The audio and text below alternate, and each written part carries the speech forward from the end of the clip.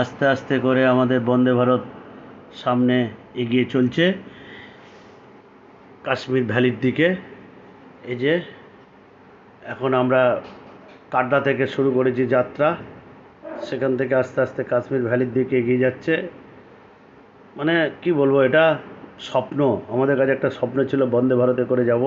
সেই বন্দে ভারতে করে আমরা আস্তে আস্তে করে এগিয়ে চলছি। এখানে প্ল্যাটফর্ম এসছে, এই যে প্ল্যাটফর্ম দেখো, এই প্ল্যাটফর্মের মধ্যে বেশ কাশ্মীরের লোকেরা সব বসে আছে। আমাদের ভারত মানে আমাদের ওয়েস্ট বেঙ্গলের লোকও কিছু কিছু আছে নিশ্চয়ই এর মধ্যে, চিনতে পারছি না যদি বা।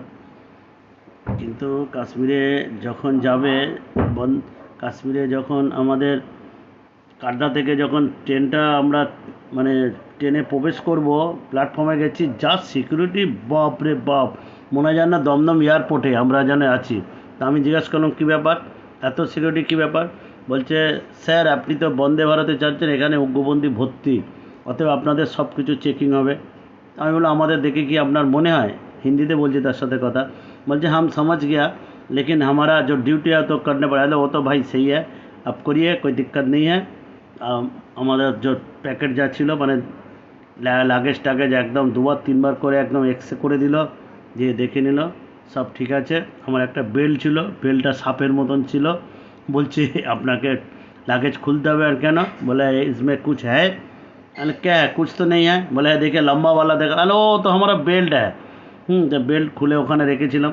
তারপরে ওরা দেখলো যে হ্যাঁ বেল্টই আছে, ভেবেছে অন্য কিছু আমি জন্তু নিয়ে যাচ্ছি, মানে সাপ টাপ নিয়ে যাচ্ছি, বিক্রি টিক্রি করবো হয়তো, ওখানে ছেড়ে দেবো। তারপরে বললো না না, অন্য কিছু না। তারপরে এই যে এসে গেল বানিহাল, এসে গেল, এখানে দাঁড়াচ্ছে, স্টপ হচ্ছে। দেখো এই যে বেশিক্ষণ এখানে দাঁড়ায় না জানো তো, যার জন্যে এদের সুইচ সিস্টেম আছে, দরজা বন্ধ হয়ে গেলে আর উঠতে পারবো না। আমাদের যেমন লোকাল ট্রেনগুলো কী হয়, যখন দিল্লি ফিল্লি যাই আমাদের দরজা সবসময় খোলা থাকে, এখানে সেই সিস্টেম নেই বন্দে ভারতে, কয়েক সেকেন্ডের মধ্যেই দরজা বন্ধ হয়ে যায়। যার জন্যে বানিহালে আসলো।